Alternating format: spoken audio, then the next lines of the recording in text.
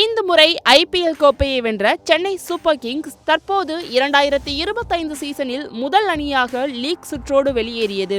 அதாவது 10 போட்டியில் விளையாடி 2இல் மட்டுமே வெற்றி பெற்றது. 8 ஆட்டத்தில் தோல்வியடைந்தது. 4 புள்ளிகளுடன் கடைசி இடத்தில் இருக்கின்றது. இந்த நிலையில் இன்று இரவு 7:30 மணிக்கு தோனி தலைமையிலான CSK 11வது ஆட்டத்தில் மீண்டும் ராயல் சேலஞ்சர்ஸ் பெங்களூரு அணியை எதிர்கொள்கின்றது. இந்த போட்டியானது பெங்களூரு சின்னசாமி ஸ்டேடியத்தில் நடக்கின்றது. சேப்பாக்கத்தில் நடந்த ஆட்டத்தில் CSK 50 ரன் வித்தியாசத்தில் பெங்களூருவிடம் தோற்றது. இதற்கு இன்று பதிலடி கொடுக்கப்படுமா என்று எதிர்பார்க்கப்படுகின்றது. 3வது வெற்றிக்காக தொடர்ந்து காத்திருக்கின்றது.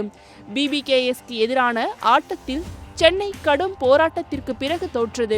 ஆகையால் இனிவரும் போட்டிகளில் CSK பிளேயர்ஸ் முழு திறமையை வெளிப்படுத்தினால் ரசிகர்கள் மகிழ்ச்சி அடைவார்கள். பொறுத்திருந்து பார்க்கலாம் என்ன நடக்கப் போகிறது என்று.